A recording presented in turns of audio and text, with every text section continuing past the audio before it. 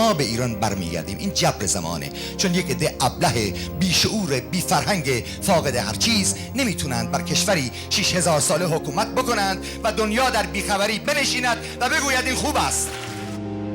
و مردم ایران شاهد هستند که ما از روز نخست مبارزه کردیم برای یک چیز، برای آزادی ایران و برای آزادی مردم ایران.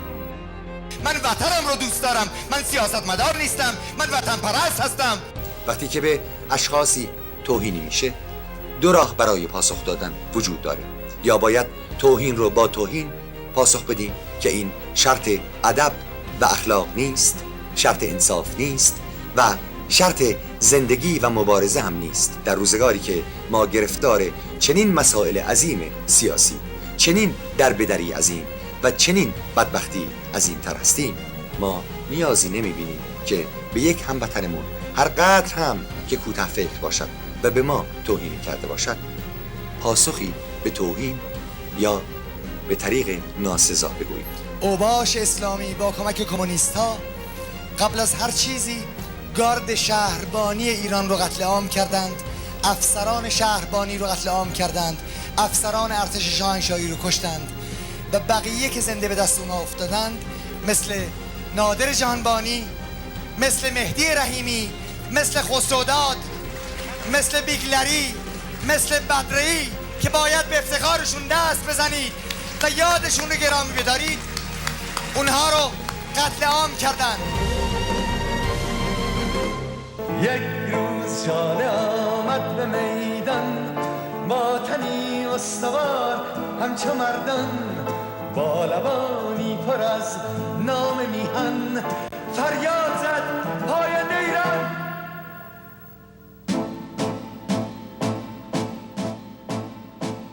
شما شاهد بودید که ما برای نخستین بار فریاد زدیم که ما سلطنت طلب هستیم و فریاد زنده باد ایران سر دادیم، زنده باد مردم ایران سر دادیم و در اهتزاز باد پرچم سرنگ شیر و خورشید نشان ما سر دادیم و فریاد زدیم زنده باد پادشاه.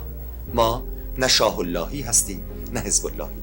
ما به عقاید مردم احترام میگذاریم، در عین حال که عقیده خودمون رو بازگو میکنیم و میخواهیم که به عقایدمون احترام بگذارند. با هم فریاد زنده باد ایران و زنده باد آزادی ایران رو سر بدیم. بدانید مردم، وطن ما به زودی آزاد میشه. این اگرچه خواست من و شما هم هست، اما این جبر زمانه، ولی برای به حرکت در آوردن چرخهای این جبر تاریخی باید برخیزید. مردم ایران با ما برخیزید. نفس باد صبا، این جواب مردم ایران هست به خمینی.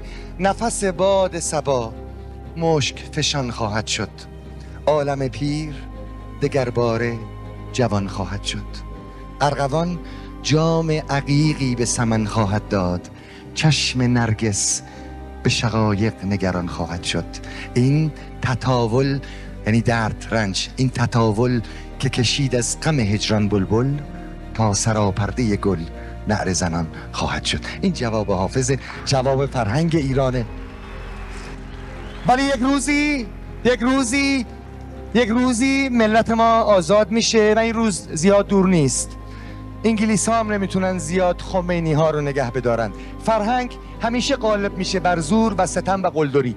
فرهنگ ایران هزاران سال غالب شده، بر چنگیز مغول غالب شده. اینها کی هستند که فرهنگ ایران بر اینها غالب نشه؟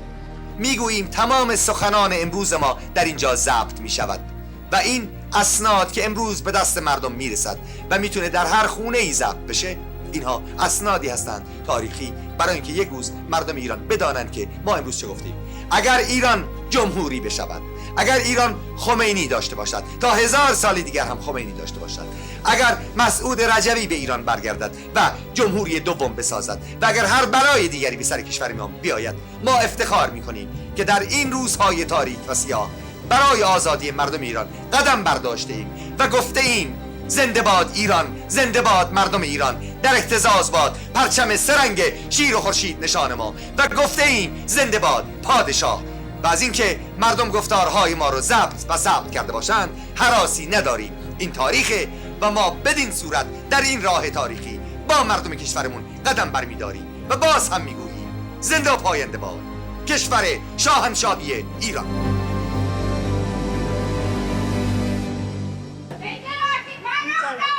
شما زنده باشید. اگر ملت من زنده باشه من در سایه ملتم زنده هستم.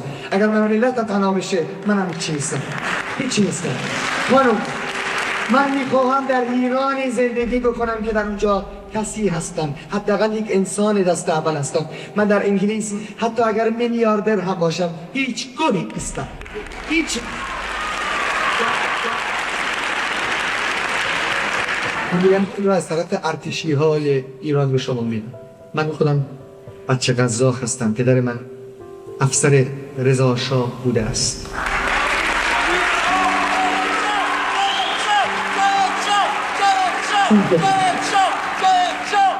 ببینید شما شعار بدید، آخر برنامه هرچی میخواد شعار بدید، ولی یه چیزی رو گوش بکنید. به ما نگفتند که ایران زمان احمد شاه قاجار چگونه بوده است و هر چی به ما دادند فکر کردیم که باید به ما میدادند و تازه فکر کردیم که کممونه، بازم میخواستیم. در ایران زمان احمد شاه قاجار میدونید چند تا بچه به مدرسه میرفت؟ میدونید وقتی که رضا شاه پهلوی از ایران رفت 40,000 بچه به دبستان و دبیرستان و دانشگاه میرفتن در ایران و وقتی محمد رضا شاه پهلوی ایران رو ترک کرد 11 میلیون نفر به مدرسه میرفتن. شما میدونید که آقای یک مردی، یک ایرانی در اینجا به من گفت فریدون فرخزاد ما دو اشتباه کردیم. یکی اشتباه جغرافیایی، ما کشور اون جای کشور نو عوضی گرفتیم. ما فکر کردیم که در همسایگی سوئیس داریم زندگی میکنیم. ما کشور اون رو به جای با بنگلادش مقایسه بکنیم مقایسه کردیم با فرانسه و آلمان و گفتیم هی ژیسکار دستان فلان و آقای ویلی برانت فلان و فلان کس فلان و ما چرا؟ و ما زمان را از یاد بردیم. میدونید که وقتی که شاه فقید به سلطنت رسید چند تا بیمارستان در ایران بود؟ نه دست نزنید، گوش کنید. میدونید چند تا مدرسه بود؟ میدونید چند تا دانشگاه بود؟ میدونید چند تا سینما بود؟ چند تا تئاتر بود؟ میدونید چند تا کتابخونه بود؟ میدونید اینها رو؟ میدونید زنا که هیچی، مردهای زمان رضا شاه وقتی میخواستن بروند و همین گیتاری که سعید میزنید و شما براش دست میزنید بزنند و ملکه الیزابت به بیتلا و همون 4 تا بچه رقاصی که گیتار می‌زدن بزرگترین نشان دولت امپراتوری انگلیس رو داد. در زمان رضا شاه وقتی مردها می‌خواستن برن تار یاد بگیرن با چادر زنانه می‌رفتن، چون مردم ایران هنوز نمی‌دونستند که هنر کدام است و هنرمند کیست. در زمان محمد رضا شاه فیلم گاو به فستیوال می‌رفت و جایزه می‌گرفت و ما افتخار می‌کردیم که فیلم‌ها در فستیوال‌های جهانی جایزه می‌گیرن. هر هنرمندی فقط فیلم برای فستیوال میساخت، هر آوازخونی برای فستیوال آواز میخوند، هر کسی فقط برای این قدم برمی‌داشت مردم جهان بهش توجه کنند. همون مردم جهانی که امروز به خاطر حکومت جمهوری اسلامی، به خاطر بی فرهنگی مبتنی که بر کشور ما استواره، پاسپورت ما رو به عنوان پاسپورت امن ندارن، پول ما کم ارزش ترین پول جهانه، فرهنگ ما با اینکه لگدمال شده و از بین نرفته ولی لگدمال شده و زیر پای آخوندها داره میروزه. حتی دینی که خودشون آورنده اون بودن از بین بردن و برای مردم دینی باقی نذاشتن. کشوری که من امروز در اون زندگی میکنم ویرانه است. مردم ایران این کشور رو محمد رضا شاه پهلوی ویرانه نکرده، این کشور رو همین آقایونی ویرانه کردن که خامنه‌ای رو سر دست گرفتن آوردن توی فرودگاه مهرآباد گفتن امام 12 ما همینه، چون مخالف امریکایی‌هاست. اگر این مخالف امریکایی بود حداقل این بوس رو داشت که مخالف امریکایی بود، چرا وزیر خارجش دکتر یزدی جاسوس امریکا از آب در اومد؟ چرا پاسپورت امریکایی داشت دکتر یزدی؟ بنابراین مردم وقتی به شما میگویند که شما همون سلطنت طلبا هستین که میخواید بریم بچاپین، به اونها بگویید که شما چیزی رو نچاپیدید. بله در کشور من دزدی شده، بله بگویید که شده. در کشور ما دروغ گفتن، بله بگویید که گفتن. ولی ما برای سلطنتی نوین میجنگیم، برای ایرانی نوین میجنگیم. ما میجنگیم که رضا شاه دوم به سلطنت ایران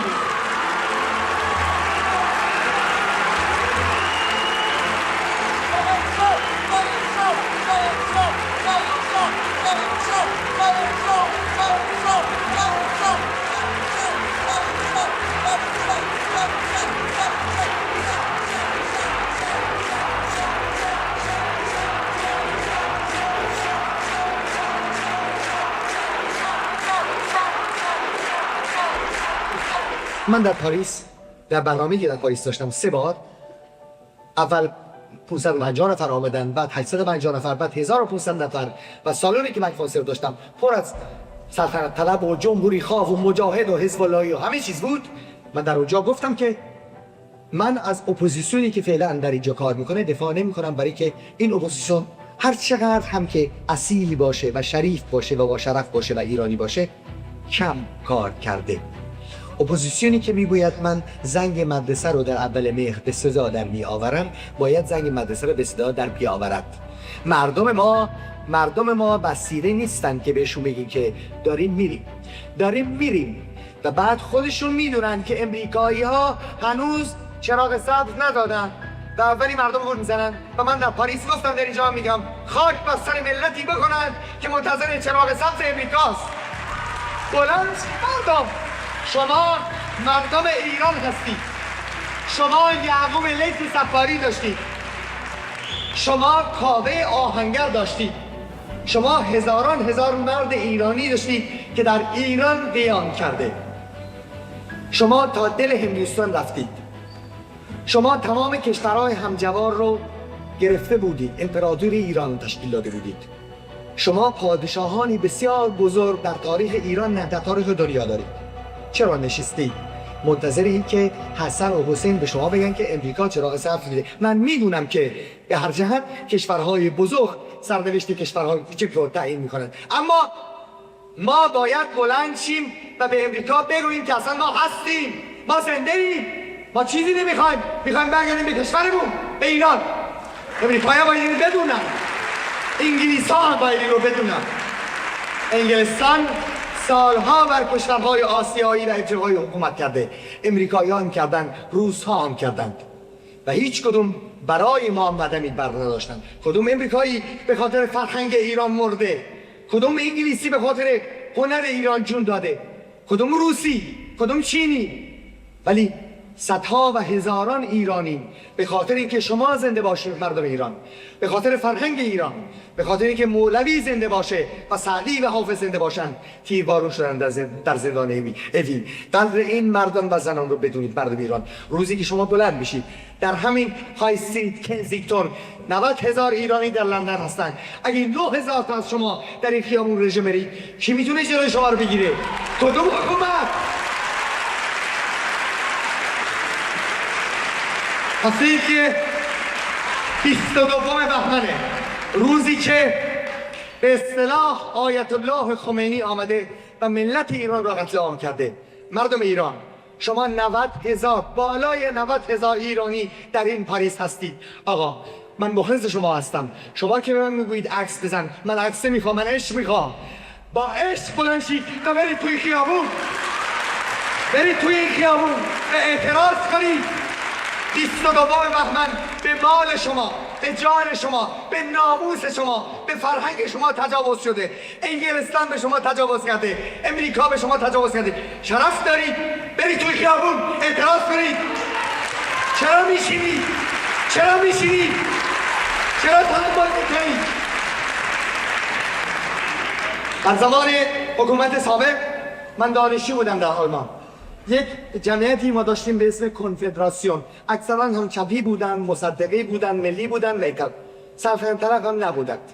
ولی تمام مطبوعات جهان، همین روزنامه های انگلستان، همین روزنامه های امریکا، همین روزنامه هایی که میخواهند برای ما سیاست بسازند و سیاست مدار بیاورند و زندگی ما رو به این صورت در بیارن، همین ها چنان وانمود میکردن که این 100 تا دانشجوی کنفدراسیونی اینها ملت ایران هستند. ولی امروز که هزاران هزار مردم کشور من تیربارون به اعدام میشن، هزاران زن مرد ایرانی سنگسار میشن، سرشون رو میبرن، انگلستان و بریتانیای کبیر و خانم تاچر لب از لب باز نمیکنن. صرفشون نیست؟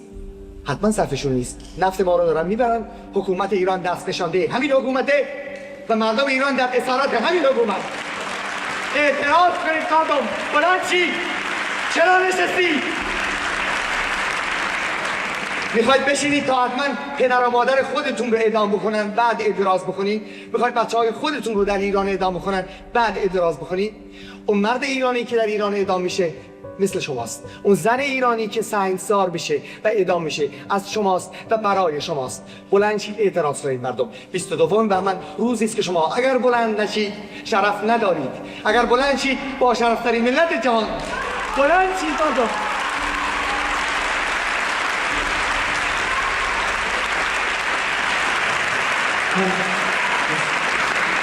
من ممکن است که از نظر طرز تفکر سیاسی با مردانی که راه و روش خودشون رو آشکار نمی کنند ارتباطی نداشته باشم، چون انسان رکی هستند. یک چیز رو در مورد من حداقل میدونید: دزد نبودم، دروغ نگفتم و انسان صادقی هستم.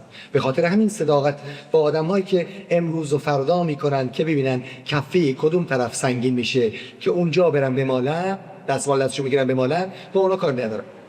ممکن است که من با آقای دکتر امینی ارتباط سیاسی نتونم برقرار بکنم، اگرچه در دستگاهشون مردانی هستند که بسیار مورد احترام شخص من هستند و ممکن است که من با آقای دکتر بختیار هم نتوانم نزدیکی سیاسی داشته باشم، چون برجا طرز تفکرم اون نیست که در پرده بگویم. من میخواهم که مرد سیاسی بلند بشود و بگوید که چه چیزی میگوید و چه چیزی میخواهد و مردم رو به کدام چشمه میخواهد راهنمایی بکند و نه فقط از سراب صحبت بکند. ما تشنه آب هستیم.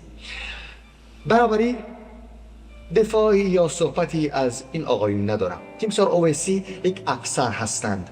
من هرگز نظامی نبودم، حتی به سربازی هم نرفتم. بنابراین من نمیدونم که افسران امروز باید چگونه بیاندیشند و چه طرز تفکری داشته باشند. ولی اگر من افسر بودم و من در ارتش شاهنشاهی خدمت کرده بودم، امروز می آمدم با بقیه افسران هم صدا می شدم، هم کلام می شدم و هم قسم می شدم و به راهی می رفتم که انتهایش آزادی و آزادگی ایران و ملت ایران باشم. شاید تیمسار ارتش بود اویسی این کار رو بکنند. من با ایشون نمیشینم که از ایشون سوال بکنم که شما چه میکنید. امیدوارم بکنند. اگر بکنند نوش جانشان، اگر نکنند امیدوارم که بکنند. اما من میگویم که ما باید ببینیم که چه چیزی به درد ما میخوره و ما خودمون تصمیم گیرنده باشیم. این آقایون که رهبران اپوزیسیون هستند، هیچ کدومشون اسمشون در کتاب قانون نوشته نشده که بنده باید تا آخر دنیا ببینم که مثلا فلان کس توی لندن چی میگه منم همونو بگم. هر ایرانی که شرف داره، هر ایرانی که میخواد از حیثیت ملتش دفاع بکنه، اپوزیسیون ایران هستش. هر ایرانی که مبارزه میکنه رهبر هستش. شما فکر نکنید که رهبر یعنی این که کسی دفتر داره و یه روزنامه داره و از اینجا و اونجا پول میگیره. آقایان، خانم ها، من در پاریس هم گفتم پولی که به نام ملت ایران از صدام حسین گرفته میشه خونبهای ملت ایرانه. من اشتباه نکنید، اگر که کسی در پاریس، در لندن، در هر جای دنیا به نام ایران و ایرانی پول گرفته و این باعث بشه که شما امروز وطنتون رو و وظیفه ملیتون رو فراموش بکنید، سخت در اشتباه هستید. بگذارید اونها که به نام ملت ایران پول میگیرن بگیرن. اونها در آینده ایران جایی ندارند. شما هستید، شما این مردم ایران، ملت ایران نیازی به این ندارد که فرودگاه‌های تهران رو ببندد و فرودگاه‌های ایران رو ببندد که پاسدار خمینی فرار نکنه. مردم محتاجی به مسئله نیستن. مردم ایران باید فرودگاه رو ببندن که چند نفر از اینجا به اونجا وارد نشن. این آقا پناه.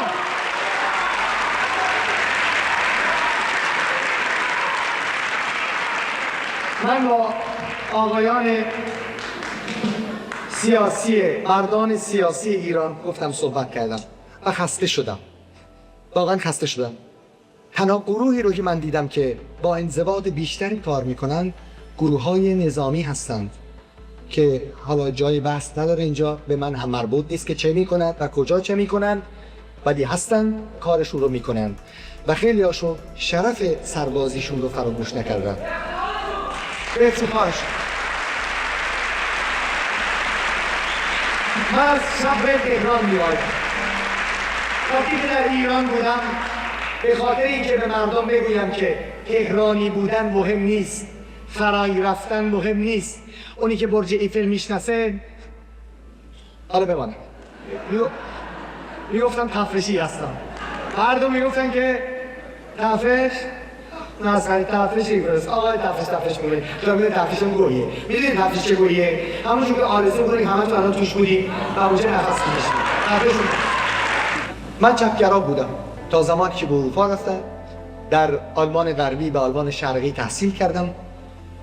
چپگرا یعنی مارکسیست بودم، یعنی مارکس رو یعنی استالین رو دوست داشتم. رفتم به برلین شرقی و دیدم که مردم در گوشی با هم صحبت میکنن، مردمی که اهل فن بودن، اهل سیاست بودن، اهل هنر بودن.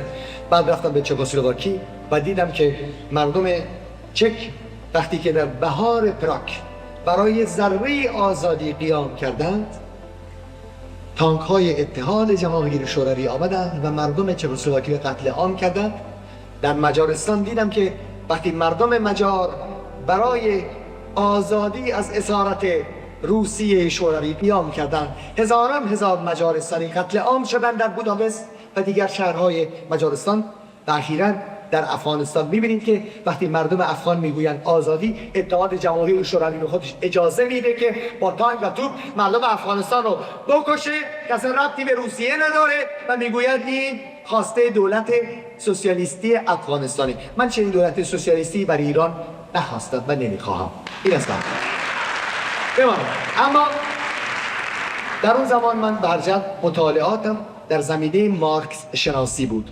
من دکتر حقوق هستم در رشته مارکس شناسی و یکی از معدود مارکس شناسان ایران هستم. اگر به تلویزیون رفتم و مطرب شدم شاید به این خاطر بود که رو مسخرگی پیشه کن و مطربی آموز تا داد خود از کهتر و مهتر بستانی.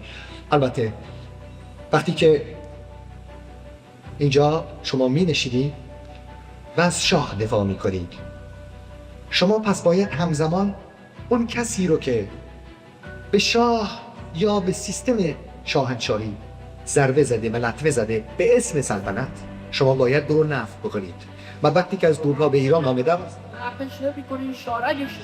قربون شما من چاقو میادم.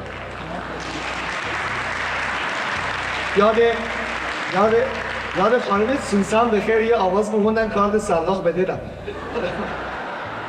حالا بذارید من بحث سیاسی اینجا دنس بگیرم بماند این جریان. من حالا بگم این انقلاب اسلامی اصلا در ملت ما ریشه داره. من یه موقعی آمدم به تلویزیون و خانم سوسن مهمون برنامه من بودن.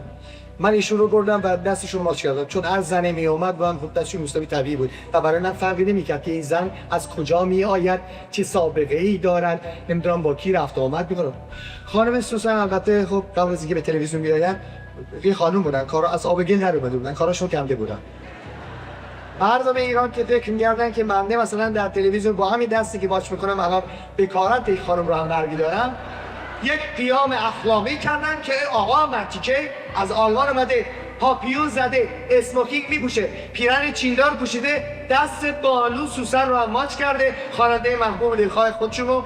و بعد خب این همین خویارو خراب هستن که دست ماچ میکنه، پاپیون میزنه، همین که عفت سوسن به باد رفته.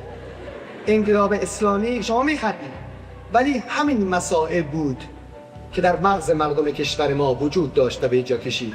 شما در ایران پادشاه زن داشتید به اسم پوراندخت و آذرمیدخت. شما در ایران پای پادشاه زن رو میبوسیدید و هنوز در خانواده‌های قدیمی ایرانی رسمه که وقتی به دیدن مادر بزرگ میرن یا پدر بزرگ پای او رو میبوسن. این سنت ایرانیه. من یه دست بوسیدم، هم خودم خراب شدم، هم فامیلم خراب شدن، هم سوسن دوباره بکارت در آورد و هم جانی که ایشون رو به باد بدم. قیام کردن مردم و من از تلویزیون بیرون کردن. به جای که من رو تایید بکنن که دستی بوسیدم، بنده رو بیرون کردن 2 سال. به خاطر چه کسی من رو بیرون کرد؟ چرا بیرونم کرد؟ بماند این مسائله که ضربه میزنه به حس انسانها و انسانها را زخمی میکنه.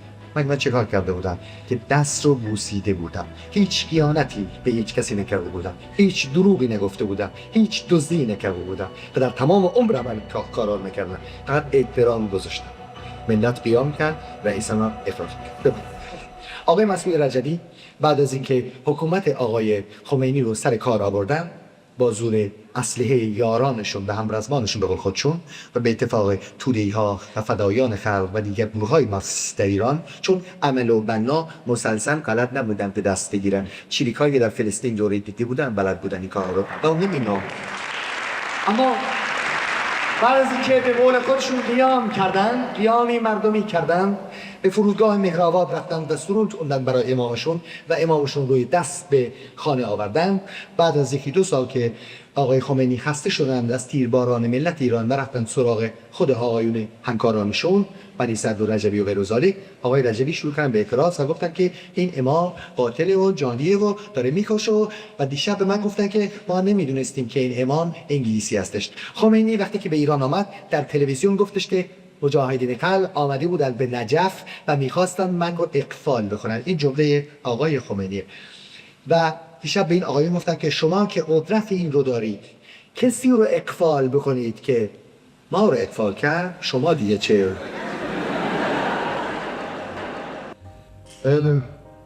یک خانم برام یک چیزی نوشته اینجا که فریدون از خرمشهر یاد کن. من یادش میکنم، ولی اون کسی که آمد که زندگی ما رو بهتر بکنه از خرمشهر به قول خودشون خونین شهر ساختن، ولی به نظر من ویرانه‌ای ساختن که نه زنی توش بود، نه مردی، نه بچه‌ای، نه کتابی، نه مدرسه‌ای، نه درسی، نه دانشگاهی. از کجای خرمشهر برای شما صحبت بکنم؟ درختاشم قطع شده، از کجاش براتون بگم؟ میدونم خونه شما اونجا بوده، خونه ماها اونجا هستش. فکر نکنید چون من مال تهران هستم از خرمشهر جدا نیستم. من اول برنامه گفتم هر زنی که در تهران تیربارون شده، هر مردی که در ایران برای وطنش کشته شده ما هستیم. هر شهری که خراب شده شهر ما هست و هر خونه‌ای که ویران شده خونه ما هستش. ما فقط اینجا هست که میتونیم همدیگه رو دریابیم، در غم میتونیم همدیگه رو پیدا کنیم. در زمان شادی شما نیازی به من ندارید، من هم محتاج شما هستم، ولی در زمان غم هست که من دستم رو به طرف شما دراز میکنم و میگویم نه به خاطر غم من، نه به خاطر غم خودتون، برای رهایی منابع کشورتون بلند شید از جاتون و قیام بکنید، قیام اخلاقی بکنید. من با آقای دکتر امینی گفتم و با آقای مهدیان هم گفتم شما نمیتوانید از پاریس با تاق و توپ بروید ایران رو فتح بکنید. بنابراین به مردم نگید چهارشنبه میریم.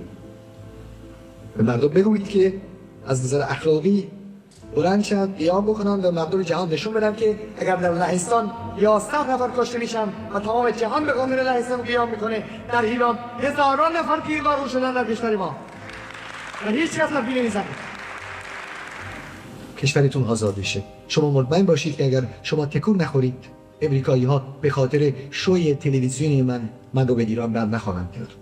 امریکایی ها دلشون برای خونه شما نسوخته. بنابراین شما هستید که دلتون برای ایران میتواند بتپد یا نتپد. اگر به یاد ایران هستید 22 بار بعدا نمونه شه. یک نمونه از یک چیز کامل رو نشون بدید. 22 بار بعدا همه گروه های سیاسی، همه اونهایی که با هم بد هستند متاسفانه و من نمیدونم چرا با هم بد هستند. دعوای شما ها این سر چیه؟ من نمیفهمم که رئیس گروه دشمن رئیس گروه. شما که دشمن هم دیگه نیستید که، شما که یار هم دیگه هستید. بلند چید به گور پدر همه رئیسا، بلند چید خودتون 22 بهمن برید در سفارت ایران، برید 22 بهمن در سفارت اعتراض بکنید. رئیس کیه؟ رئیس منم امروز، منم که سرنوشت خودم رو تعیین میکنم و شما هستید که میکنید. کی میخواد تو لندن برای من تعیین تکلیف بکنه که به سر من چی بیاد؟ کدوم کی رئیس من اینجا؟ کی میخواد به من بگه کدوم حکومت؟ کی میخواد به من بگه کدوم آزادی؟ من فقط یک رئیس میشناسم و اون شرفه. به خاطر شرفتون بلند شید. مردم، کار من معلمی نبوده، کار من نصیحتم نبوده. اگر حرف میزنم به خاطر اینکه حس میکنم امروز روزی است که باید مردم این گونه فکر کنن و این گونه فکر خود رو بازگو بکنن. اگر من امروز برم توی کافه‌های امریکا بخونم، شب 5000 دلار بگیرم کاری برای شما انجام ندادم. شما هم لزومی نداره نوار بنده رو بخرین گوش بکنید دستم برام بزنید. ولی امروز هر کسی که آمد این بالا، هر کسی که آمد و از ایران برای شما صحبت کرد، او رو یاری کنید، او رو تایید کنید، چون او برای شما هستش و او با شما هستش. من از لندن میرم، من پس فردا میرم به دور دنیا، هر جا که ایرانی هست میرم و با ایرانی ها صحبت میکنم و سعی میکنم که این موج رو برجی بیارم، نه برای خودم. من هر جای دنیا میتونم راحت زندگی کنم، برای مادرم که دید و گور نخواهم دید. مردم این 4 سال 40 سال میشه، روزهای سفید یک روزی از روسیه آمدن بیرون و گفتن ماه دیگه برمیگردیم. 50 سال رقابت در بدری دارن میپوسن. شما هم در اینجا خواهید پوسید اگر بلند نشید و اگر قیام نکنید. شما شرف دارید، شما حیثیت دارید، شما فرهنگ دارید. به نام فرهنگ ایرانی، به نام شرف ایرانی، به نام حیثیت خودتون بلند شید و مردم دنیا نشون بدید که کسی هستید. امریکا کی هستش که میخواد بر شما سواری بکنه؟ شما سالها آقای دنیا بودید. امریکایی‌ها تازه یاد گرفتن که بر دنیا آقایی بکنن، ولی ما خر امریکایی‌ها نخواهیم شد. ما اشتباه کردیم، گول خوردیم، ولی خر نیستیم.